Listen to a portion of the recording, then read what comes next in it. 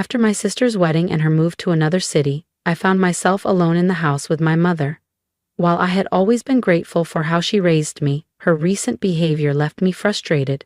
Despite my financial support, she unexpectedly pushed me away. It was disheartening, especially knowing that my sister and her husband had a hand in this decision. I harbored resentment toward them, vowing to make them regret it. My name is Samantha, and at 27 years old, I'm navigating a difficult situation. My father passed away a few years ago, and my older sister Lily, who is 9 years my senior, moved out after getting married. That left just me and my mother. Truth be told, living with her hasn't been easy. Once I started working, she quit her part-time job, opting for a more relaxed lifestyle at home. She started treating me like her personal servant. Every day it was, "Sam, is dinner ready yet?" Or "I need some extra cash this month. Just send me $300. The list of demands never seemed to end. People often told me I should move out if I was unhappy, and I considered it many times. But after my father passed, my mother had no one else. Lily had made it clear that she and her husband David weren't willing to take her in. And despite my growing frustration, I couldn't just abandon her. However, even though she was my mother, there were limits to what I could tolerate. Just today I lost my temper. "Mom, did you take money from my wallet again?" I blurted out, unable to hold back my frustration. "What an awful thing to accuse me of," she huffed. "I just needed some clothes, so I borrowed it for a while." "Borrowed? You never pay me back. Can you at least ask before taking my money?" Her face twisted in irritation. "Do you even realize who you have to thank for the life you have? I raised you. You're so ungrateful." I exhaled sharply. "I know I owe you, Mom, but that doesn't mean you can just keep taking from me without asking. It's only natural for you to take care of me now that you're earning. Don't complain about just a few $100s. This was the way every argument went. Anytime I tried to set boundaries, she would throw in the same phrases. "I raised you. You owe me." It always left me speechless. The truth was, I had a decent salary. Even if I gave my mother a large sum every month, it wouldn't ruin me financially. But something inside me refused to let her continue this cycle forever. Then one day, everything changed.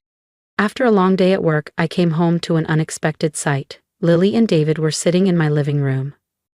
I hadn't seen them since my father's funeral, and we hadn't kept in touch since then. "Hey, Samantha, it's been a while.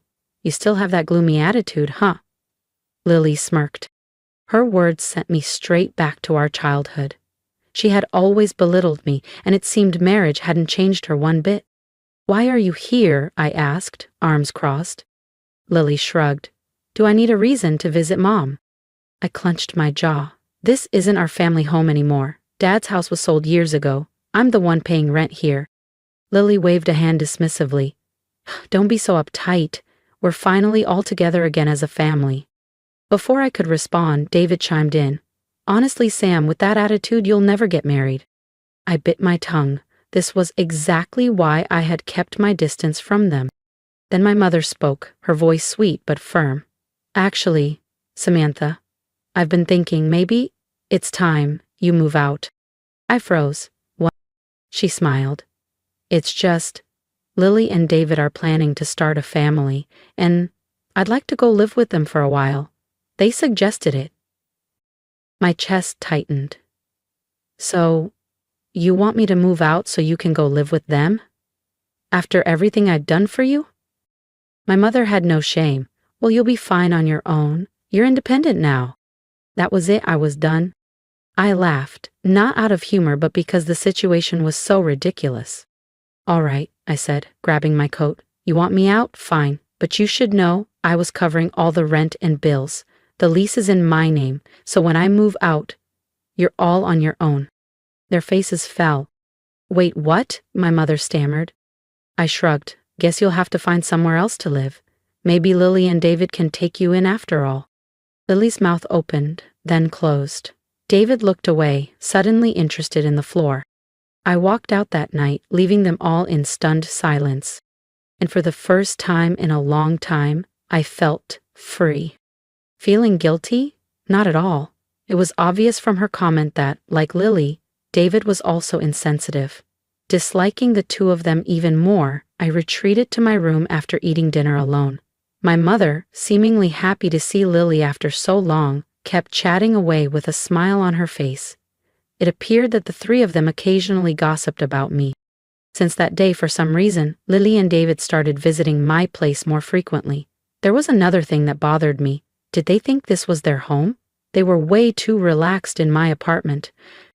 "Hey Lily, what's the deal? This is my place, you know." I finally confronted her. "What about it? You're so annoying. What does it have to do with you?" she replied.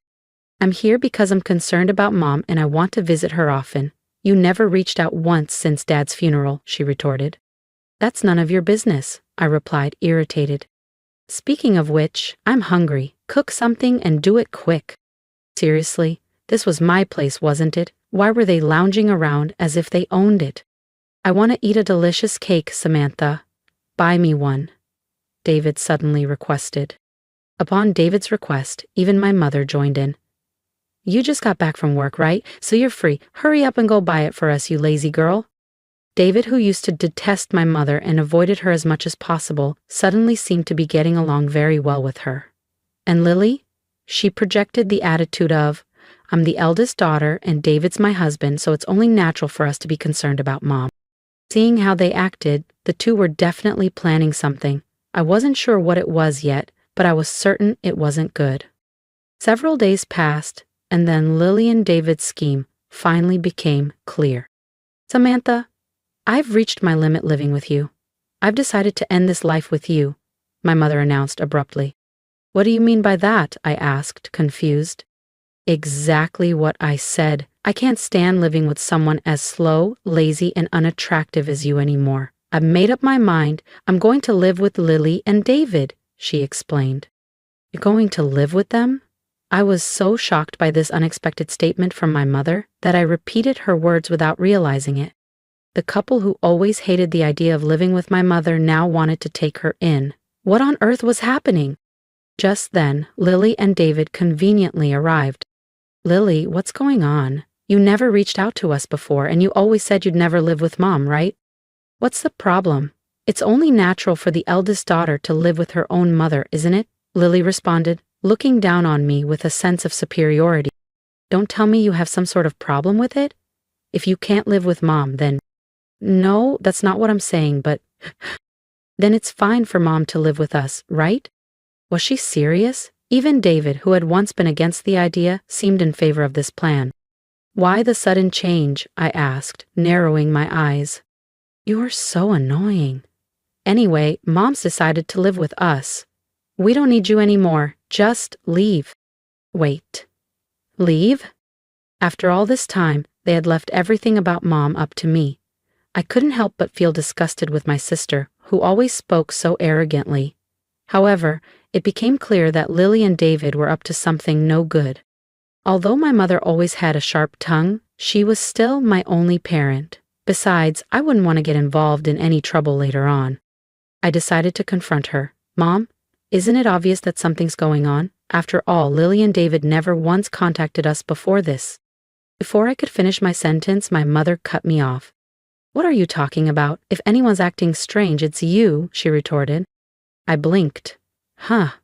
Mom, what do you mean?" "Those who just leech off their parents should just leave," she said suddenly. The moment those words left her mouth, any lingering affection I had for my mother vanished instantly.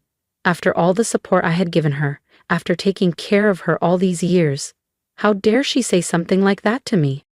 But this was the only time they could mock me like this. Soon, they would experience hell, and they better enjoy their moment while they could. I started planning my revenge. "Then I'll leave right now," I declared firmly, looking straight at my sister, her husband, and my mother. The three of them exchanged smirks before Lily spoke. "Samantha, you're finally leaving? Mom, you must be so happy." "I truly am," my mother beamed. "Now I can live with Lily and David. I'm on top of the world. From now on, I'll be the one taking care of Mom. Thank you, Lily," David added with a grin. "Oh, thank you too, David," my mother chimed in, her voice dripping with delight. The three of them continued their frivolous conversation, patting each other on the back as if they had won some great victory. To be honest, I was struggling not to laugh at that moment, but I couldn't let them think I had any leeway. To execute my revenge perfectly, I had to lay low for now. From that day on, Lily and David were constantly in my apartment. As for me, it was as if I didn't exist. Or rather, they treated me as though I had never existed in the first place. But that was advantageous for me. I wasn't bothered at all while preparing to move out. A week later, it was finally moving day. The moment I stepped into the living room, Lily smirked. "Today's the day we part ways, Samantha. We'll be taking care of Mom from now on so you don't have to worry." "Thank you," I replied calmly. "I'm leaving Mom in your hands, okay?" Something in my response seemed to unsettle Lily. Then my mother approached me with a smug smile. "I hope you get married soon, Samantha. It would be a shame to remain single for the rest of your life, wouldn't it? You know the whole world would call someone like you a loser." David chuckled at my mother's words, while Lily covered her mouth, stifling a laugh. I responded just as calmly as before. "That's true. From now on, I've decided to live just for myself. I mean, I no longer have to take care of you now, right?" My mother's face twisted. "Just stop talking and get out. I never asked you to look after me." I shrugged. I was leaving anyway. Ding dong. "Oh, seems like they're here," I said, turning toward the door. The movers from the moving company I had scheduled for today stood outside. As they began carrying out my belongings, I pointed toward the living room. "Oh, and please move all the appliances and furniture in these rooms, too." The three voices behind me harmonized in shock. "Wait, what?" They were completely dumbfounded. "The TV, the fridge, the microwave. Oh, and this cleaning robot too, also the sofa, dining table, and the bed. Please move everything," I continued, giving the movers clear instructions. My mother finally snapped. "What are you thinking? Stop this immediately." I turned to her, unfazed. "What do you mean? Am I doing something strange?" "Don't play dumb, taking all the appliances and furniture from this house. Have you lost your mind?" David, whose face was now as red as a tomato, approached me aggressively. "Yo, listen to Mom. How do you expect us to live without any furniture or appliances? You have no right to take everything. Leave everything here and just go." My mother and Lily squawked in front of me, completely losing their composure. I took a deep breath and smirked. It was time to clarify the situation for them. "Are you getting the wrong idea or something? Everything in this apartment, including the apartment itself, all its appliances and furniture, belongs to me. This is Mom's place, right? Don't mess with me." "All the furniture and appliances were bought using Dad's inheritance, weren't they?" David snapped.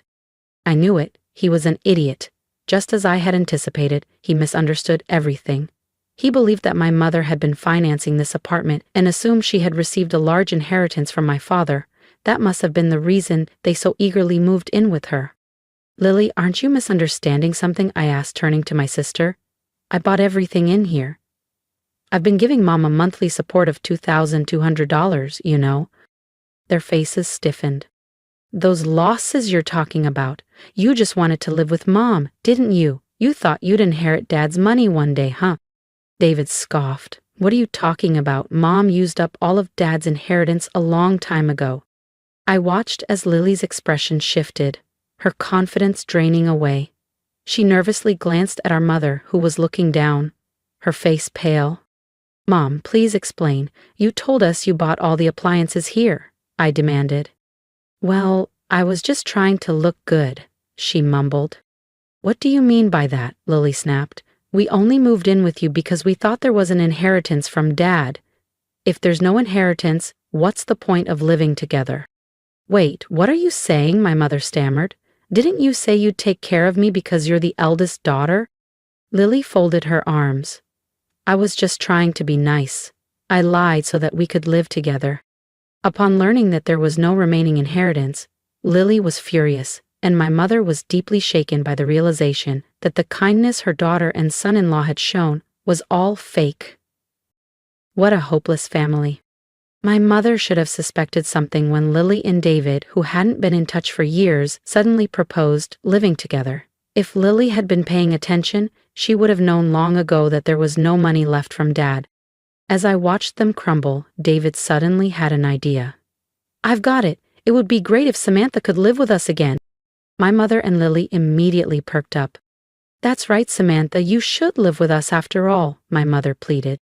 "Yes, Samantha, I really do need you," Lily added. Seeing their drastic change in attitude, their desperation as they spoke for their own convenience, I dismissed them immediately.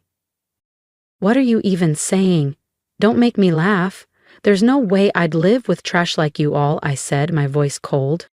"I've decided to live only for myself from now on. Whatever happens to you, I couldn't care less. Why don't you all just happily ruin your lives together?"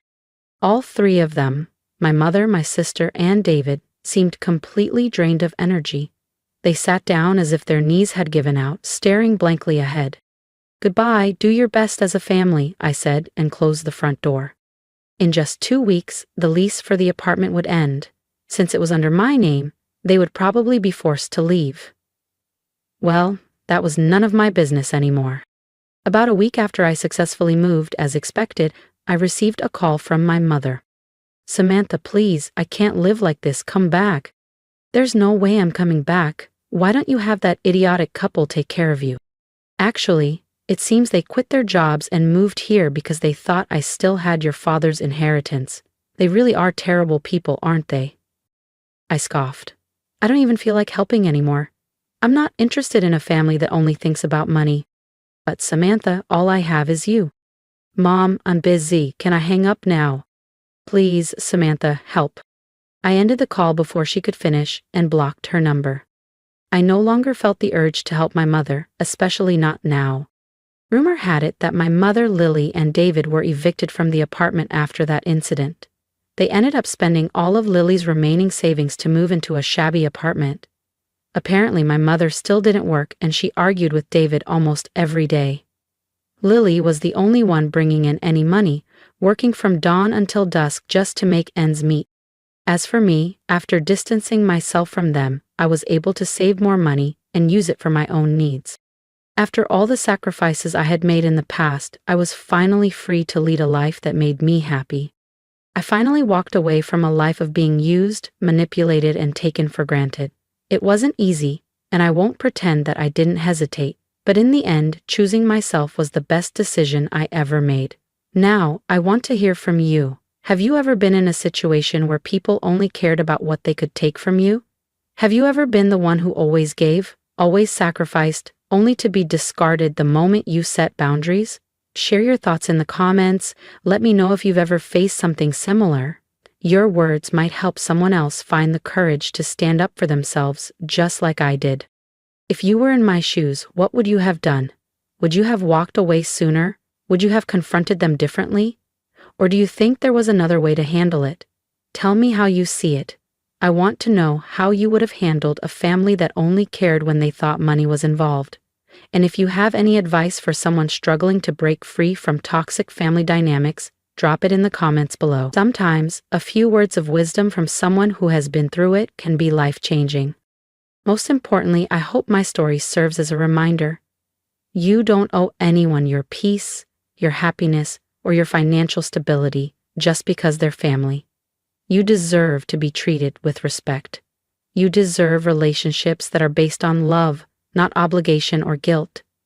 If you're stuck in a situation where people only value you for what you can give, I want you to know that it's okay to walk away. It's okay to choose yourself, and when you do, you might just find the freedom and happiness that you've been denied for so long.